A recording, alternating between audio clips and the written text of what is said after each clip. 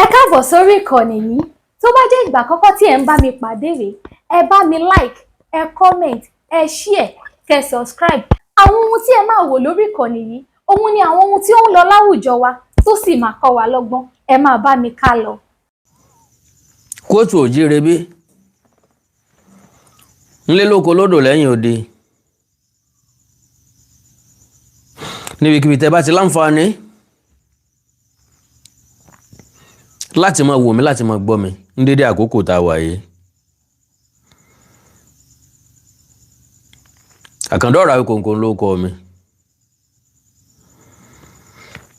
Àjàó àrò Awíkonko asọ̀ lójú ọlọ́rọ̀. Bọ́lọ́rọ̀ bá gbọ́ kí n bàbá ńlá bàbá ọlọ́rọ̀ ó ṣe. Òjòjò ń ṣògùn ara ògùn ò le. Ẹ ti gbọ́ kí n tó gbọ́. À ń tẹ́ tú fàájà ò sí ń bẹ̀. Ẹ ti mọ̀ kí n tó mọ̀. Kì í ṣàmọ̀ràn bí ní Ọ̀yọ́. Ṣùgbọ́n mo mọ̀ wípé ẹ fẹ́ gbọ́ sáìdì ọ̀dọ̀ tèmi. Gbogbo ọmọ kóòtù òjíire bí. Ọ̀fọ̀ ńlá ṣẹ̀ wá.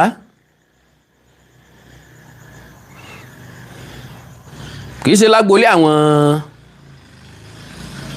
òṣèré orí ìtàgé nìkan.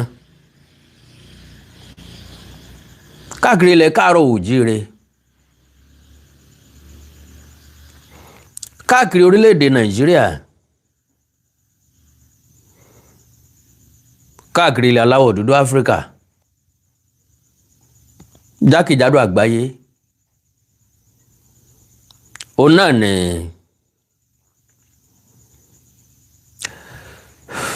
a ti ń dárò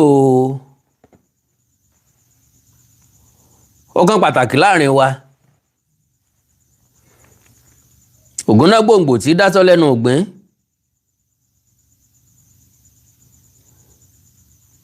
Ká tó rìnrìn ó dìgbò. Ká tó rẹ̀fọ̀n ń mọ̀ bóyá bàbá dénú ọ̀dàn. Arẹwà ẹyẹ bí ọ̀kín ò tún sí mọ́.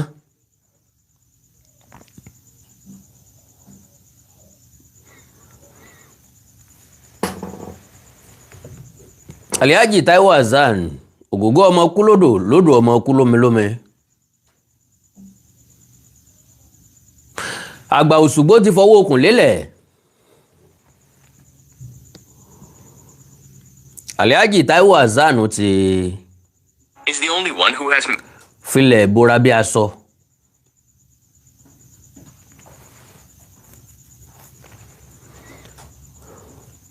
Ó dunni. Ó káni lára. Ṣùgbọ́n èyí tá fi ń fira wa lọ́kàn balẹ̀ bí tá a máa ń padà resort ẹ̀ sí, tá a padà resolve ẹ̀ sí, ni pé àwáyé ikú kan ò sí níbì kankan. Gbogbo ẹni ó wá sáyé pátá ní ọ̀lọ́ alákejì. Àkàndá. Gbogbo létà tí kí wọ́n kú ewu ọmọ. Bọ́yá ó pẹ́ ni tàbọ́yá, a máa kí wọ́n kú délé ń bẹ̀. Gbogbo ọmọ tó ṣe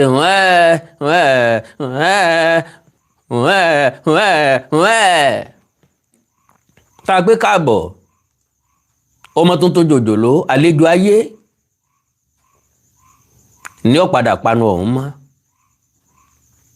Yọ́ pajú ọ̀hún mọ́. Kò ní lè wí nǹkan kan. Gbogbo ọwọ́ tó kó wáyé ní ọ̀rọ̀ tí ó gan. Kò sẹ́ni ororú èyí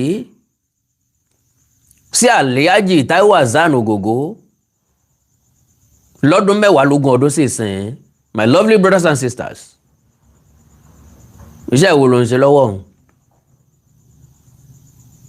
Ara rẹ̀ dápé lónìí, tèmi dápé lónìí. ikú ò béèrè bóyá ara wa yá àbí ọ̀yá.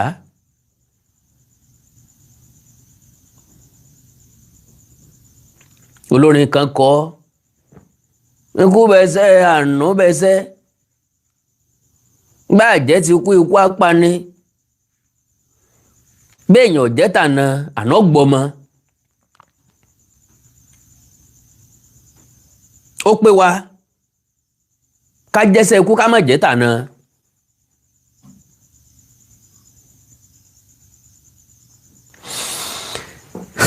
bó ti wù kẹ́ni ẹni ó dàgbà tó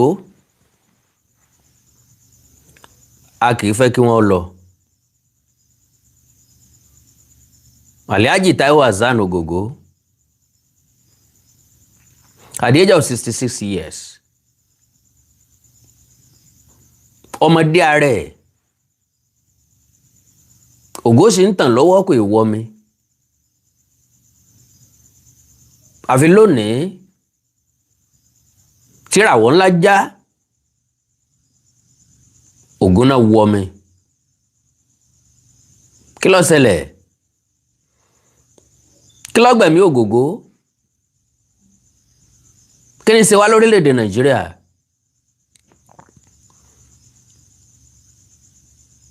kí ló dé tá a sọ gbogbo nǹkan di business? kí ló dé tá a mọ ibi tó ti yẹ ká sọ̀rọ̀ àbí ibi tó ti yẹ ká panu mọ́? kí ló dé tá a mọ àkókò tó yẹ ká sọ̀rọ̀ àtàkókò tó yẹ ká panu mọ́? oríṣiríṣi nǹkan ń lọ lórí ìtàkùn ayélujára wọ́n are very very disturbing. lórí ọ̀rọ̀ àìsàn Taiwo Hassan Ogogo àwọn kinní kan mọ gbàgbó lọ àwọn kinní kan mọ mọ́ọ̀gùn lọ.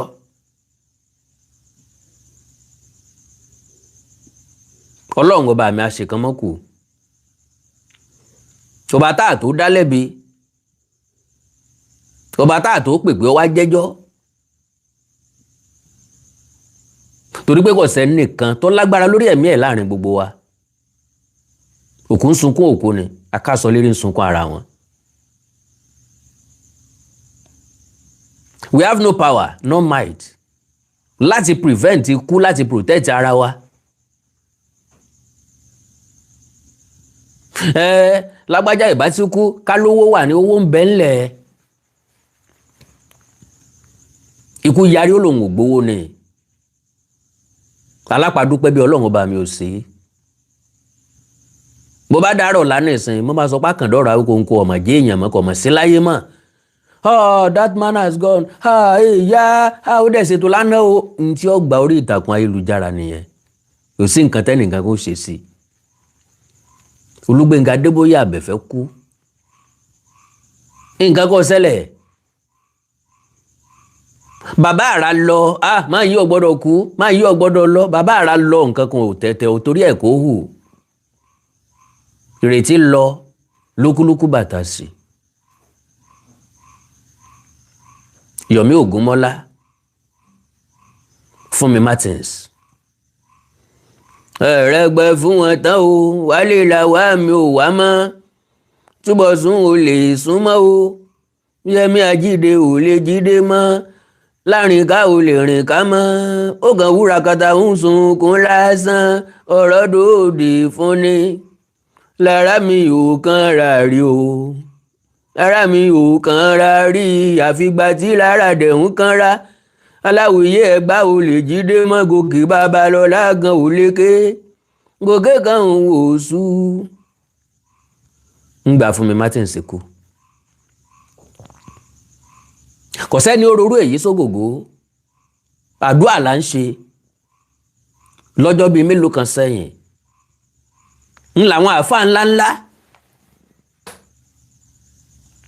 ni wọ́n ṣètò àdúrà on behalf of Taiwo Hassan Ogogo gbogbo òṣèré orí ìtàgé ló pé tán síbẹ̀. See love. My first question, mélòó nú àwọn èèyàn wọ̀nyí ló mọ̀ wípé nǹkan ń ṣògògó including Alhaji Yinka Quadri àti bàbá wa Jídé Kòsọ́kọ́? How many of them ló mọ̀ pé nǹkan kan ń ṣe ògògó kó tó wá di pé ó wọ ògògó lára? Torí pé pariwo síta nìsín láàrin ọ̀sẹ̀ kan péré ni ìgbà tá à ń fọkàn sí wípé àìsàn òun yóò fi ògògó lẹ̀ náà lẹ́lẹ́ran tu lásìkò tá à ń gbàdúrà àwọn ti gbé wọlé sí abẹ́ o ẹ máa gbàdúrà o kọ́lọ́run jẹ́ wà successful ìgbà náà la pàdánù ògògó ó dágbére fáyé ní dédé aago 3 ọ̀sán òní àkàndá mọ já mi lójú bíi tóòtò ntọ́ sáré wá sórí ẹ̀mí mi náà ni pé ilé ayé ọ̀nà rèé o ká wálé ayé ká ṣiṣẹ́ takuntakun ká gbìyànjú àti nípa ká má dàbí ejò tó kọjá lórí àpáta kíkú ó dé ká wá pé ọmọ lọ kó lòun ọgbà níṣẹ́ àní mo fẹ́ wá mú ọ ní. mọ̀lẹ́kà tí jí ní kùtùkùtù òwúrọ̀ ó yálé láàárọ̀ yóò jí ògògó. mọ̀lẹ́kà tí mú ní sùn ló ń sọ pé òun ṣíwọ́ ọṣẹ́. ó lóun ṣíwọ́ ọṣẹ́ òun ní fún tàárọ̀ láláǹfààní láti jí. mo wá gbọ́ròyìn tó bà mí lọ́kàn jẹ́ níbi tẹ́lẹ̀kùn ti ń sunkún láwọn èèyàn kan ti ń ṣe business ìran káàárọ̀ òjíire kí ni ń ṣe wá kí ni ń yọ alẹ́ nu kò sóore abẹ́lẹ̀ mọ́ kò sóore kọ̀kọ̀ mọ́ kò sóore ká dúró dàsìkò ọpẹ́ mọ́ orí pa afẹ́ gboríyìn lójú ẹsẹ̀ là ń bá káàkiri ó wà very very painful eré bẹ́ẹ̀dùn lẹ̀ ọ̀dọ̀lẹ̀ ìyẹn àjànàkú là á yògbó ogbó dàkókò lọ́lẹ̀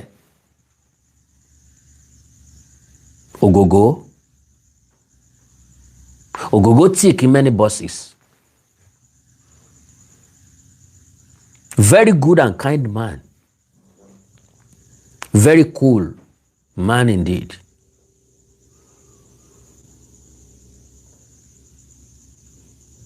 ẹni tó fẹ́ kílé ayé everybody tó bá wà ní surroundings ẹ̀ kó better.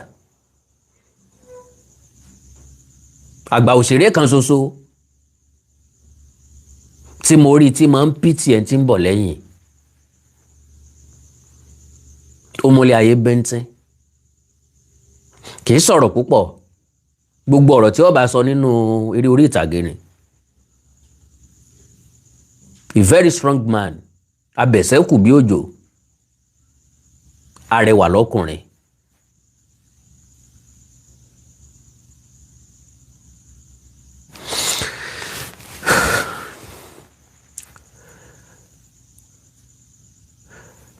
so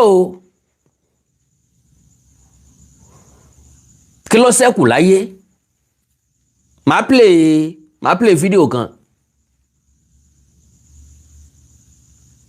èmi àtẹ̀yìn ọ̀jọ̀ gbà wípé ó lágbára pọ̀ pélé ayé yìí lágbára pọ̀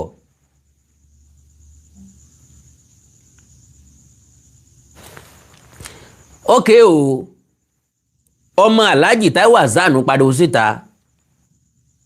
àwọn fẹ́ni tí ó bá wọn tọ́jú bàbá wọn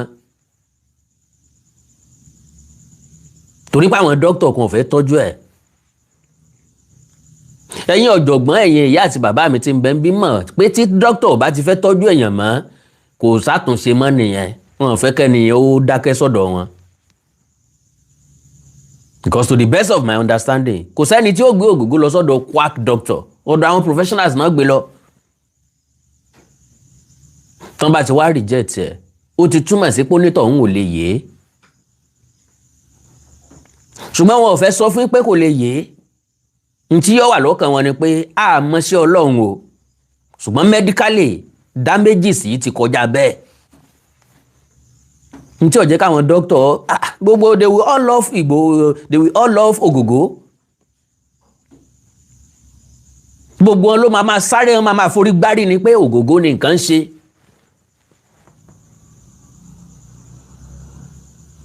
àfi ò ní pé gba lọ́jà ká mọ̀mọ̀ tìyà ẹ ojú ò ní pé gba lọ́jà ká mọ̀mọ̀ tìyà ẹ ni àfi ò ní wọjà ká mọ̀mọ̀ Ògògó ò lè débì kan mọ̀mọ̀ pé Ògògó ló dé bóyá àwọn ọmọ ayé àtijọ́ o bóyá àwọn ọmọ Gen Z o kò sẹ́ni tí ò dógògó mọ̀ bọ́ọ̀ bá wo Ògògó òwò pósítà ni, bọ́ọ̀ bá wo Ògògó òwò sinimá rí ni, ṣó òwò fíìmù rí rárá ni.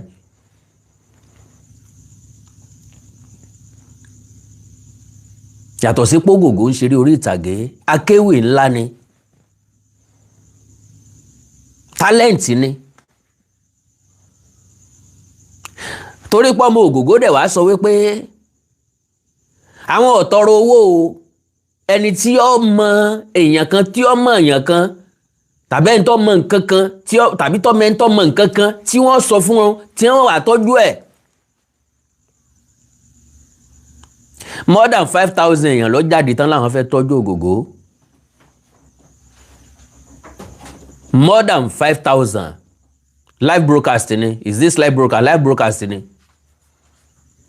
more than 5,000 èèyàn ló jáde tí wọ́n láwọn fẹ́ tọ́jú Ògògó. Yínká Quadri, Alhaji Yínká Quadri, àṣíráàdì wa Jídé kò sọ́kọ́, wọ́n jáde ìta, wọ́n dúpẹ́ lọ́wọ́ gbogbo àwọn èèyàn, àwọn ọ̀rọ̀ bí iṣẹ́ fọ̀ tí wọn ò kàn ń lábùkù, àwọn mọ̀ pé fẹ́ Ògògó lẹ ní, ṣùgbọ́n unfortunately ilé ìwòsàn tó wà a ní láǹfààní láti gbé nǹkan kan lọ bẹ̀. Yorùbá ní ẹbọ kéékèèké ní gba láìkúlà. My lovely brothers and sisters, kọ́lọ̀ wọn má jẹ́ àṣàìsàn kí nǹkan má ṣe wá kọ́ má ṣẹ̀mí wá. Bí wọ́n bá po ìgbọ̀nsẹ̀ mọ́ nǹkan dúdú tán ni kò fi fa nǹkan lá, ò ní hesitate. Wọ́n bá ní kò fi fọ́kọ̀ mọ́, ò ní dúró kán wí lẹ́ẹ̀mejì.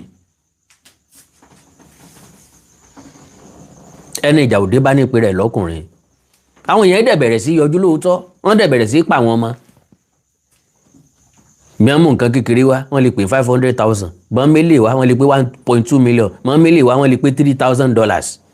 Kí ló dé? So gbogbo yín arò pé fẹ́ help wa ni, àmọ́ pé fẹ́ ṣe business ni. Ẹnìkan gbé nǹkan ló tún sáré bọ́ sórí ìtàkùn ayélujára, wọn ò já wọn wọlé, àwọn dọ́gbọ́n mú wọlé ni. Can you just imagine that? Wọ́n very very disturbing. Àwọn ibì kan bẹ ọgbọ́n lọ yá bá ń bẹ, àgọ̀ là ń bá ń bẹ. Àwọn nǹkan kan bẹ téèyàn gbọ́dọ̀ wí ta rárá, àwọn nǹkan kan bẹ tí máa ń jẹrà mọ́ èèyàn nú téèyàn gbọ́dọ̀ jẹ́ kó kú pẹ̀lú òun.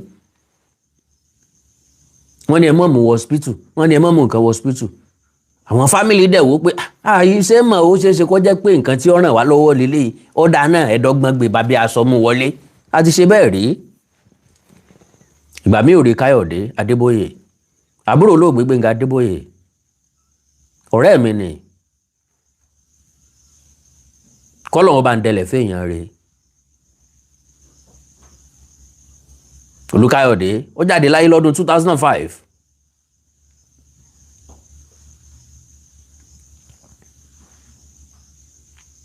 Mo rẹ̀ wo usage lẹ́ẹ̀mejì.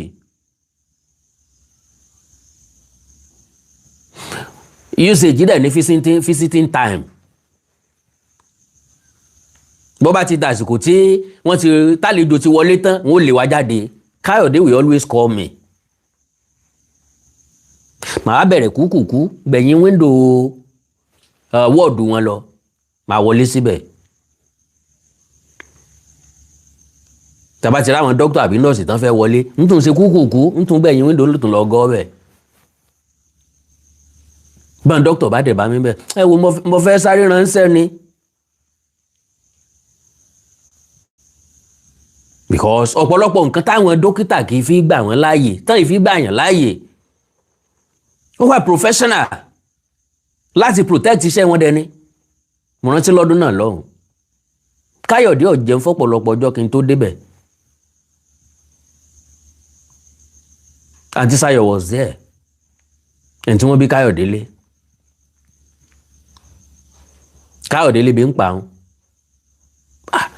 N bá dọ́dọ̀ Aunty Sayo mo ní Aunty Sayo ó lè bí ń pa òun ní Ọlọ́run ṣeun kò jẹ́ láti ẹjọ́ yìí.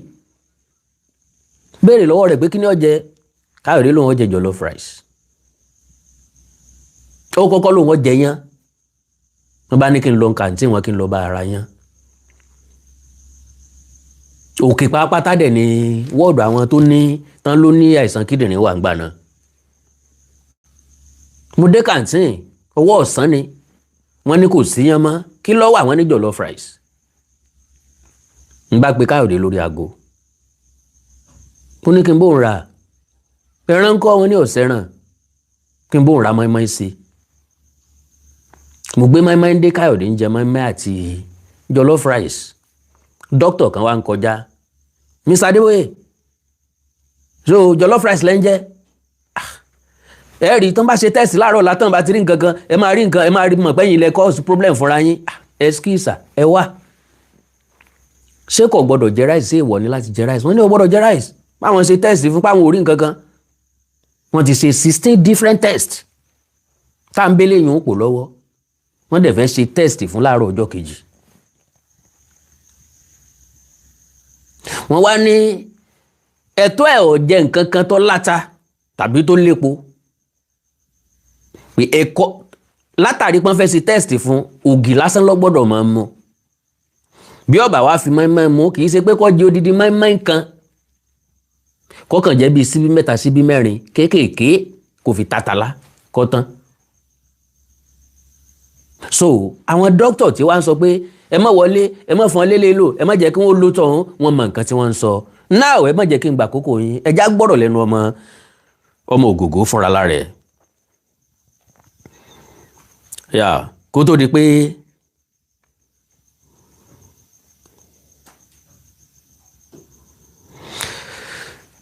ilé ayé le o.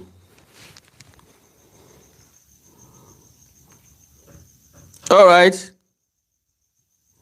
ẹ jẹ́ sáré kọ́kọ́ ka news tó wó tí mo rí. Taiwo Hassan, veteran Nigeria actor, ó ti kú. Ogogo's daughter announced her father's Iku during an Instagram live session on Sunday. News earlier reported that the actor's daughter, Kira and Halima, disclosed the doctors diagnosed their father with cancer 3 weeks earlier. They appealed to Nigerians to help the family explore possible treatment options. Wọ́n sọ pé ẹ dáwó fún wa, a ní ìdí owó iye kan náà fẹ́ fi tọ́jú ẹ̀. Torí pé wọ́n ti wá sọ wípé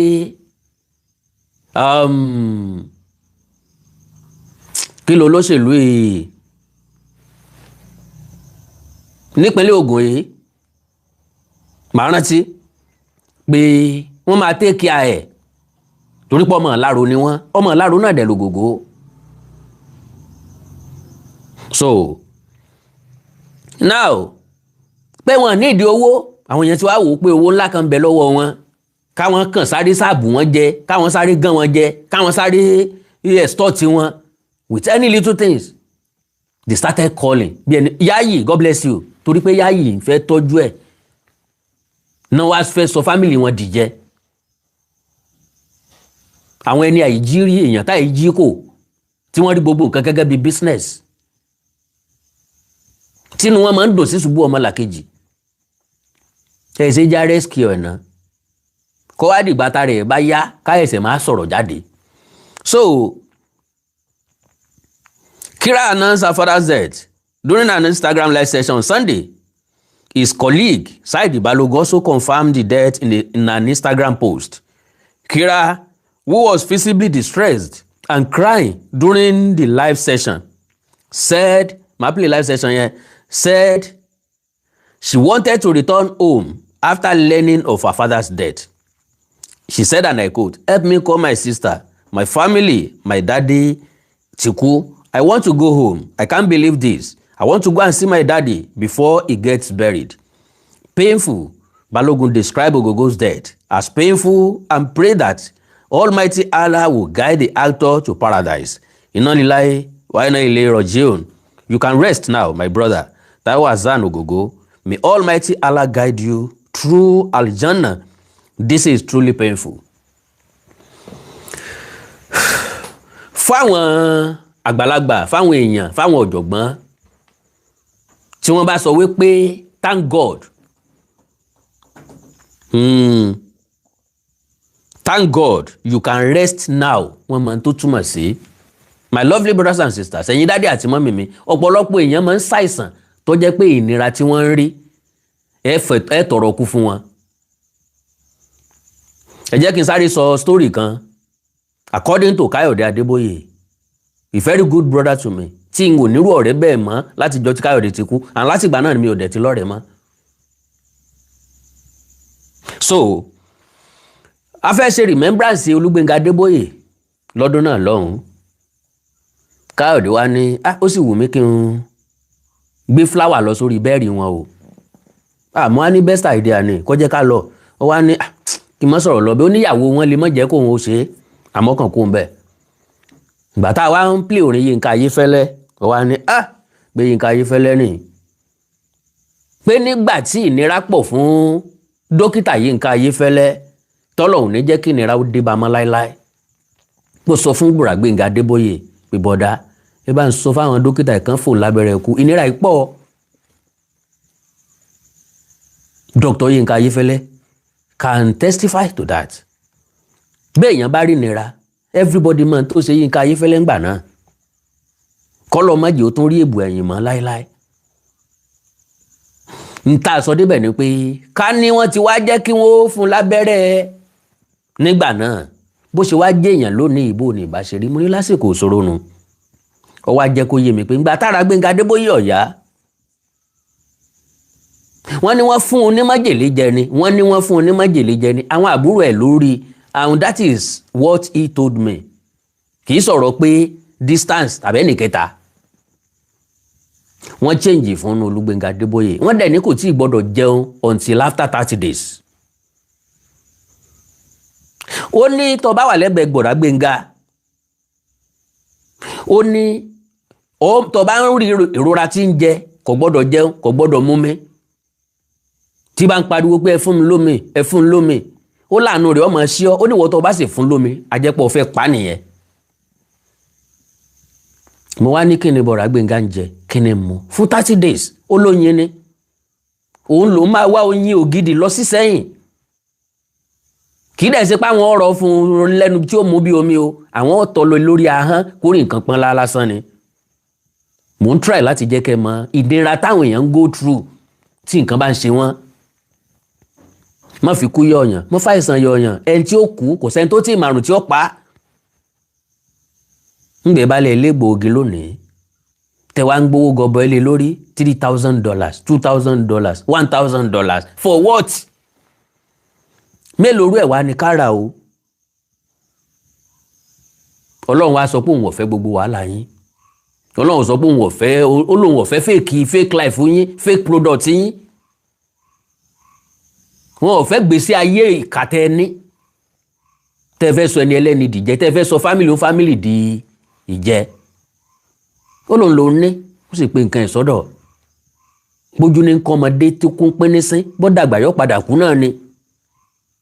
Ojú ló kún ló ní nǹkan olóbì tí ń ka, ìgbà wo la lu fóńtà ò ní jábọ́. Anybody bó ti wù ká dàgbà tó náà, á padà kú náà ni.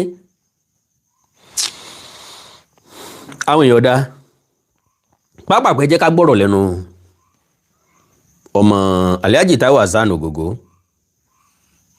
Follow the video testing. That was the video my big daddy saw, and on the group chats where we always have our discussion about daddy's health, I saw my cousin wrote something like, and my big daddy was asking them that she dieting learning.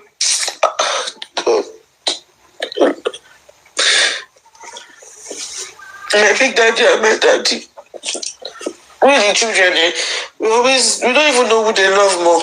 We don't know if it is real or be themselves. When I meet their children, it's too much. And my big daddy loves my daddy too much. I don't even understand. So she dieting learning. That's why I wasn't even on. Everybody was calling me yesterday. I didn't want to pick it because I don't even want to check social media. I don't want to look at my daddy's picture. I was just reading their message and then I just left. I left the group chat. So at some point I turned off the Wi-Fi. I didn't even want to say anything. Because my big daddy can break down. Who am I? Who am I? At the end of the day, they said whatever situation that we find ourselves, we should always say Alhamdulillah.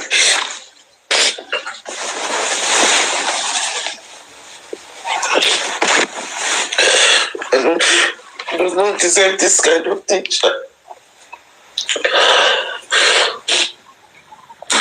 Shit I eating lolly is a lot. It's very deep. I'm sure my big daddy is not okay. It's not fine. It's not fine.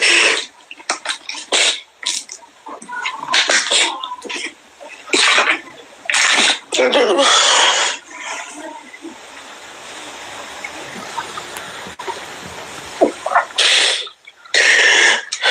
I don't know how I will feel. I don't even know how I will see the world again. If anything happens to me. Please don't think I'm here to ask for sympathy or anything. No, it's just how I feel. I came here to just cool off, but then I don't know. I'm so connected to my daddy. I think I'll be okay ever. Oh, it's my club. Baba really, Baba me. Oh no. Just wants the best for everybody. Just wants everybody to be okay.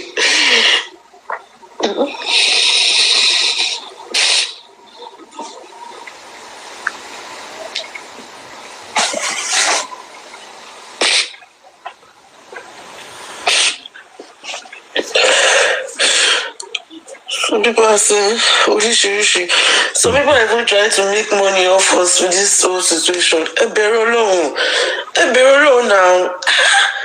Any sports in Nigeria like this, if make you want go,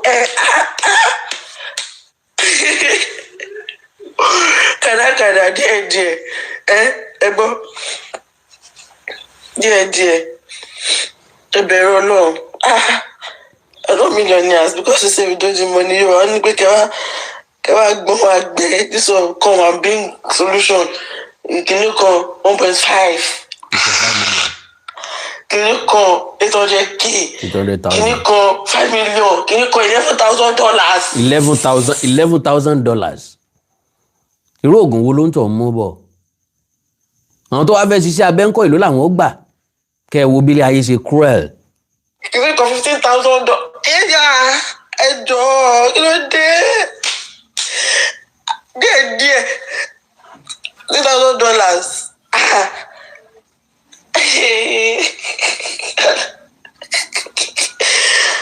Wá ṣe o.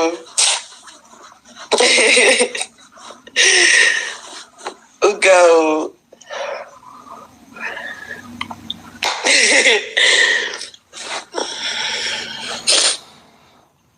Wow, fídíò yẹn pọ̀ but mo ti, can you imagine $11,000 point tí mo fẹ́ mú jáde ń bẹ̀ nù àwọn èèyàn ń béèrè 1.5 million naira kí ni wọ́n mú wá kí wọ́n fi ṣe ta ló bá wọn ṣe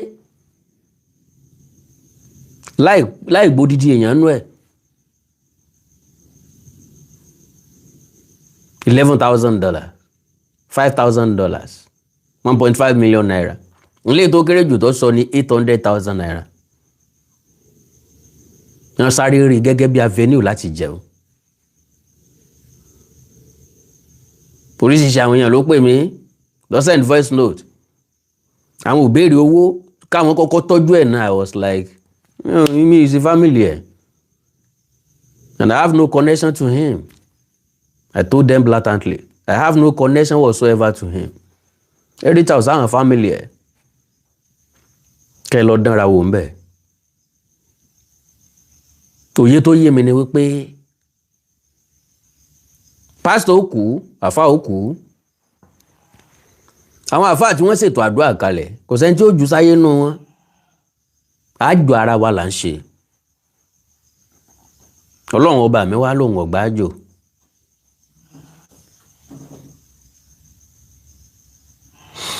Ṣùgbọ́n kí lẹ̀yin rí torí fáwọn ní balẹ̀ kọ́ mọ́ gbẹbọ ọ̀pẹ̀lẹ̀ ò ní balẹ̀ kọ́ mọ́ gbètùtù ó lè wá ní jàgbà kọ́ mọ́ ṣe lójú fìrí. Kí ni problem ta ni? The same problem ó ti wáyé pẹ̀lú oríṣiríṣi èèyàn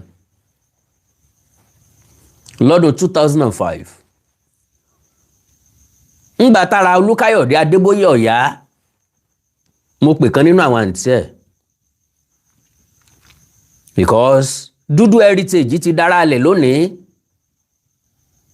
dúdú wá wò wá lọ hospital lọ́dún náà lọ́hùn ó fún Káyọ̀dé ní 50,000 naira 50,000 naira ọdún 2005 ó gbọ́dọ̀ equivalent to 5 million naira nísìn. He gave me 5,000 naira. Ó wá jẹ́ kó yé mi pé ọ̀rọ̀ tó délẹ̀ yìí o owó la máa need o. And I called one of our sisters. Sister, ọ̀rọ̀ tó délẹ̀ yìí owó la máa need. Ṣé ká sọ fáwọn èèyàn wa lórí rédíò kò tí social media kán mọ̀ bá wa polongo ẹ̀. Kò sẹ́ni tí ó gbórúkọ Adébóyè tí ò ní mọ̀ pé ọmọ ìyá ọmọ bàbá Gbénga Adébóyè ni wọn ò ní fẹ́ kí nǹkan kó tún ṣẹlẹ̀ mí nínú wọn. Àǹtí yẹn sọ̀rọ̀ gidi lóòótọ́. Onídé oyè pé àwọn èèyàn sọ wípé ṣé fámìlì tiwa nìkan ni. Bàbá Gbénga kú 2003 bá mi kú 2004 Káyọ̀dé náà ni tó ń ṣàìsàn yìí. Bàbá tó wá sọ pé tó ń pariwo ti Káyọ̀dé wọ́n sọ pé ṣé fámìlì tiwọn nìkan ni.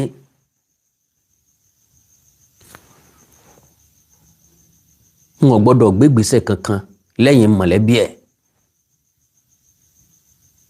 Because gbólóhùn kan náà ni wọ́n sọ àránṣẹ́ o òun lọ́mọ tó owó tí ń gbà tó fẹ́ fi ṣe o. Ṣégbà tó yẹ kí àwọn ọmọ ìyọ́ pariwo síta ni wọ́n pariwo síta. Kí ni Alhaji Taiwo Hassan ń wò àtẹ̀bí tí kìíní ọ̀hún fi kọjá stage 1 tó kọjá stage 2 tó kọjá stage 3 tó wá dé stage 4 tá ẹsẹ̀ wá jáde síta. Kí ni tí ó ṣẹlẹ̀ ń tó ṣẹlẹ̀ rí gẹ́gẹ́ bí ojú ìwòye tèmi. Alhaji Taiwo Hassan Ogogo is never a controversial person. Ó lè má jẹ́ trillionaire o, ó lè má jẹ́ billionaire o, kì í ṣe ẹni tí bí ń pa, kì í dẹ̀ ṣe ẹni tó lè tọrọ. Ìṣòro tó wà ń bẹ nìyẹn, don't mention my name. Kẹ́ni kankan máa tọrọ owó fún mi, I'll be okay, I'll be fine. Ó ti ń kó bójú, ó ti ń kó bámú tipẹ́tipẹ́. Àìsàn jẹjẹrẹ many things ló lè ti tà lábẹ́lẹ̀ báhùn látàrí pé má jẹ́ káwọn èèyàn gbọ́, má jẹ́ ń sọ fún èèyàn, mi gbọ́dọ̀ sọ fún èèyàn. Ọ̀pọ̀lọpọ̀ òṣèré orí ìtàgé ló ti pàdánù ẹ̀mí wọn látàrí bíbò mọ́lé.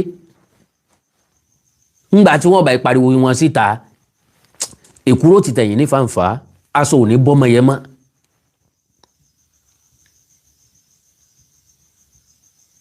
So Alhaji Taiwo Hassan kò jẹ̀bi, ẹbí ò jẹ̀bi bí wọ́n ṣe rí ni, ikú ló jẹ̀bi, àìsàn ló jẹ̀bi. Ṣùgbọ́n kí èmi àtẹ̀yìn ọ̀rẹ́ kọ́ díẹ̀ mú bọ̀ jáde kó ń bẹ.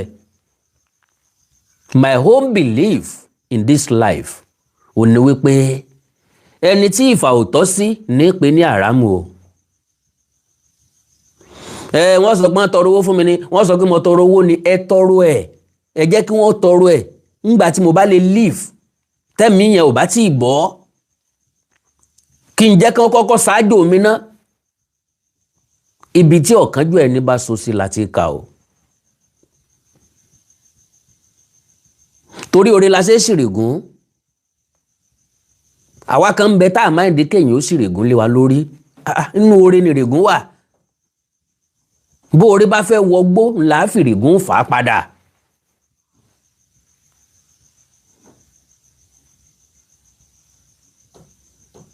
Wọ́n ní dókítà sọ pé ọ́sà ló ní.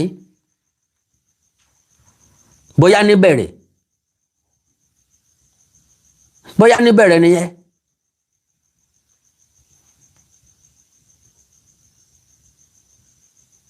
God bless you sir, God bless you ma. Bóyá níbẹ̀rẹ̀ nìyẹn ẹ̀yin dádì àti mọ́mì mi, kò sí nǹkan kékeré tí wọ́n ń pè ní àrùn tàbí àìsàn tó ṣe é bò mọ́ra, tó ṣe é dákẹ́ mọ́lé fún. Ọ̀gbọ́ Yorùbá ní bò mí mọ́ra kí n pa ọ́ díẹ̀díẹ̀ làrùn ń wí, tú mi síta kí n fi ọ́ sílẹ̀. Ńgbà tán wá padà tú síta, everybody wá bẹ̀rẹ̀ sí ní forí gbárí káàkiri, everybody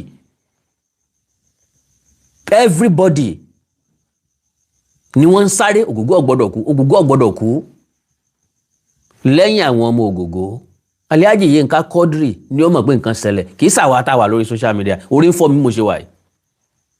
Ṣùgbọ́n tí ẹ díẹ̀ ní tàlàbánú apẹ́ ẹdún, àwọn ọmọ Ògògó ni ò ní rógògó mọ́. Àwọn ọ̀rẹ́ Ògògó ni wọ́n máa miss àlàfo ẹ̀. Ògògó ò ṣe é replace, you can't replace such person, no, kò possible. Wọ́n replace irú wọn, kò ṣe é replace, ayé ẹ̀ máa ṣòfò.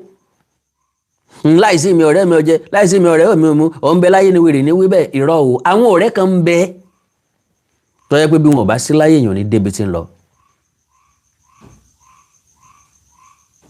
Àwọn ọ̀rẹ́ kan ń bẹ tó yẹ pé bí wọn bá sínú ayé èèyàn, inú ayé èèyàn máa mẹ́hẹ. Go and sit down. Láìsí ọ̀rẹ́ rẹ̀ o lè má jẹun. Kì í ṣe tó bù sẹ́nu ni wọ́n ń pè lóúnjẹ. Oúnjẹ àjẹdálẹ́ ńkọ́, ọ̀nà tí ó fi hàn yẹn ńkọ́, nǹkan rí tí ó rí tí ó pè yàn sí ńkọ́. Àti Taiwo Hassan àtàlájà Yinka Quadri, wọ́n mọ̀ bọ́n ṣe ń vouch fúnra wọn, wọ́n mọ̀ bọ́n ṣe ń defend ara wọn, wọ́n mọ̀ bọ́n ṣe ń protect ara wọn, wọ́n mọ̀ bọ́n ṣe ń source fúnra wọn. Mi ò bá wọn gbé, ṣùgbọ́n mo gbọ́ láwọn ibì kan, kò síbi tẹ́ ẹ ti pé Alhaji Yinka Quadri ságbo eré tí ò ní béèrè pé sẹ́ẹ̀ ní róòlù fógògó ni. Mo sọ bí like play pé ńgbà tá a lọ ṣe stage play lájàṣẹ́ ní Kútọ́nù, Alhaji Taiwo Hassan Ogogo, Alhaji Yinka Quadri àti Mama Rainbow ní star tá a jọ lọ. Wọ́n máa ń béèrè fúnra wọn ni. Bẹ́ẹ̀ bá fẹ́ ṣeré àwọn méjèèjì ó béèrè lọ́wọ́ yín pé sẹ́ẹ̀ ní èdè ìyá ni. Mama Rainbow ni first person tí wọ́n máa kọ́kọ́ rí fáyín sí. Bẹ́ẹ̀ bá sì pé Mama Rainbow ṣeré, Mama Rainbow ó béèrè lọ́wọ́ yín, Ogogo ńkọ́, Yinka ńkọ́, sẹ́ẹ̀ ní róòlù fún wọn ni. That is life. Àwọn àtẹ̀yìn wọ́n máa bára wọn jà, wọ́n gẹ́ra wọn jẹ. But lo and behold, láì wí fẹ́ nìkankan, without any intervention, wọ́n yanjú ẹ̀ láàrin ara wọn. Yinka Quadri àti Ogogo gbọ́dọ̀ jà. Wọ́n bá nífẹ̀ẹ́ ara wọn tòótọ́. Ṣùgbọ́n wọn ò fààyè fálàgàtà láti bá wọn dá síjà. Wọ́n nífẹ̀ẹ́ ara wọn bí nǹkan mìíràn ni. So Alhaji Yinka Quadri ló máa mọ̀ pé nǹkan ṣẹlẹ̀, àwa kọ́.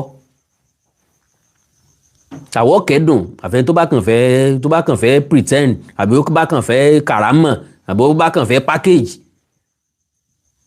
Á dárò, á yọ̀ǹda.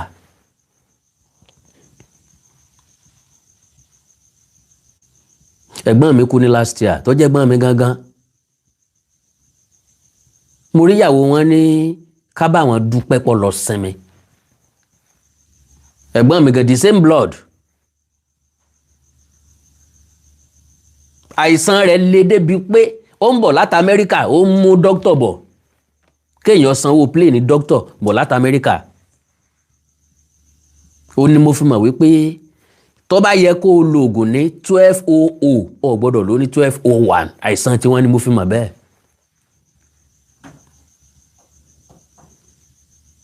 Ìyàwó wọn ò sunkún mọ́, ó ti sun tójú ẹ̀, ojú ẹ̀ ti fẹ́ fọ́ dànù. Ó ní ká bóun dúpẹ́ pé Láolú lọ sinmi. Ọmọ bàbá mi ni o. So kí ni tí mo fẹ́ mú jáde ń bẹ̀ ni wípé tí n bá máa pè wọ́n láti last year, yóò ti lé lọ́dún kan o. Everybody náà ló mọ̀ lórí social media torí mo post ẹ̀. Ó ti lé lọ́dún kan. Tí n bá fẹ́ pè ìyàwó wọn kò gbọ́dọ̀ jẹ́ kan péré lọ. ń bọ̀sìn níyàyà Ogogo, ọ̀nà jìn síra wọn. Èmi ò sínú ẹni tí mo ń package. I am very, very straightforward, factual and direct. Ṣùgbọ́n àwọn ọmọ Ògògó family Ògògó Alhaji Yinka Quadri Délé Òdúlé Jídé Kòsọ́kọ́ Ọdún Fakakos Abilanre àwọn tí wọ́n mọ̀ pé nǹkan ṣẹlẹ̀ nìyẹn gbogbo wọn tí mo dárúkọ òun náà ni mò ń kí pé wọ́n kú àtẹ̀mọ́ra ẹ̀ ní rí àyọkú mọ́ ẹ̀ ní rí àtẹ̀yìnkú mọ́ lágbára Ọlọ́run ó dùn àwa náà I swear to Almighty God orí ń fọ́ mi ẹkún àsánnu wọ́n ń pè bẹ́ẹ̀ because n tó kọ́kọ́ wá sẹ́mi mi náà ni pé so máa yìí náà tún ti lọ ọ̀kan ti gbé ẹwà rẹ̀ wọ kòtò ọ̀kan ti gbé ẹwà rẹ̀ lọ olùjọ́sìn bíi Alhaji Taiwo Hassan ò sí èmi ò need láti báyàn gbé when I move to you for few minutes few hours màá rí ìdí ẹ látòkè délẹ̀ I will know the kind of person you are and ọ̀rọ̀ táwọn èèyàn bá tó súnmọ́ ẹ bá ń sọ lọ́tún lósì èmi máa observe ni bógògó ṣe máa ń sọ̀rọ̀ nù fíìmù yẹn gently nature ẹ̀ nù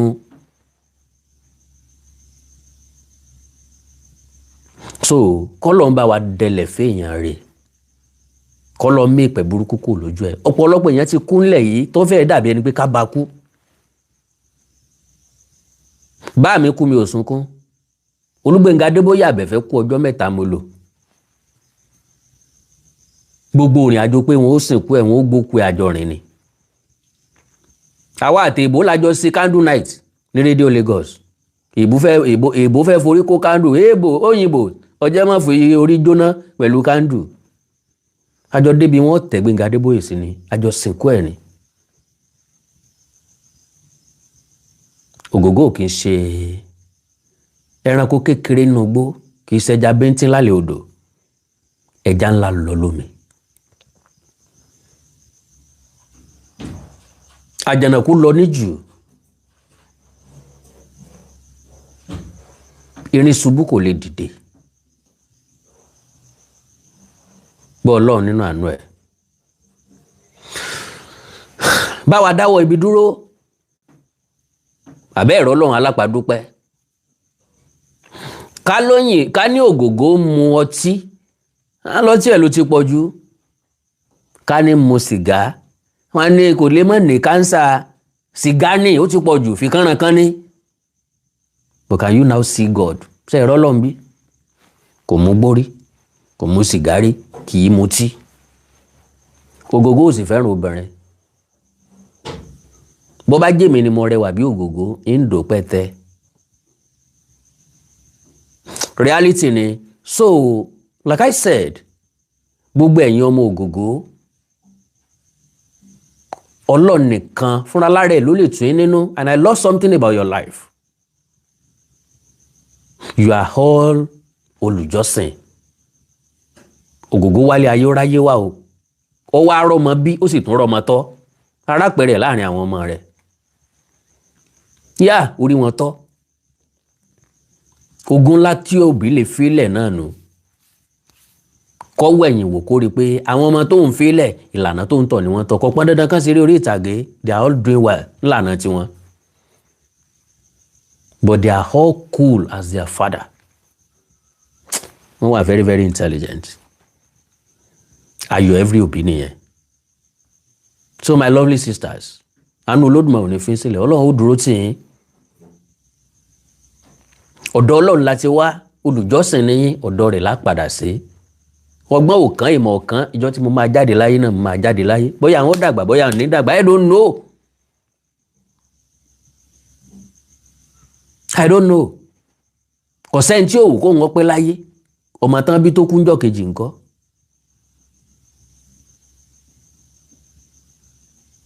àwọn èèyàn kan ọmọ wọn fẹ́ graduate tí mọ́tò pa Ògògó òjò náà kú mọ́tò ọ̀pá kò ní jàǹbá ọkọ̀ bàálù ọ̀já mọ́ kádàrá ló kò àkó Ọlọ́run ló tó kó tètè sọ o kò tètè sọ o bọ́lọ́ ń bá pé àákò yìí ni bó ṣe rí nìyẹn. so gbogbo ẹgbẹ́ òṣèré orí ìtàgé pátápátá tampa ni ANTP ni igbá ni àwo ni. náà yẹn wá sọ pé àkíní sàwọn òṣèré orí ìtàgé iná bọ́ọ̀ lè yẹn ṣe ń kú bàmá ní ẹ shut up. gbajúmọ̀ ni wọ́n lọ jẹ́ kọ́ ọmọ èèyàn ti kú lónìí dáadáa èèyàn kú the same time tó Ògògó dágbére fáyé àwọn èèyàn ti kú láàárọ̀ kó Ògògó tó dágbére fáyé Ògògó la mọ̀ ní torí pò nìràwọ̀ ńbẹ̀. kò ní nǹkan kan ṣe pẹ̀lú ó ṣe eré orí ìtàgé nǹkan rárá o a kò ló tó. ikú ìsọnù bí ikú Gbẹ́ngà Adébóyè àti Tọ́bọ̀ Ọ̀pálẹ̀yẹ kò pé méjì. ẹ̀rírú ẹ̀rí same date náà jọ dágbére fáyé. mọ́ra ìgbé Gbẹ́ngà Adébóyè kú Tọ́bọ̀ Ọ̀pálẹ̀yẹ náà kú lọ́dún kan sí Kọ́lọ́láwìyí náà kú lọ́dún kan sí ṣùgbọ́n Gbẹ́ngà Adébóyè àti Tọ́bọ̀ Ọ̀pálẹ̀yẹ same date April 30th. àjọ ń ṣe remembrance àwọn méjèèjì papọ̀ ni látọdún tán ti lọ since 2004 2005. báwọn èèyàn bá sọ wọn á ní bóyá mo lẹ̀ ń bì kan ní kò sí ti ń jẹ́ bẹ́ẹ̀ ó wà coincidence.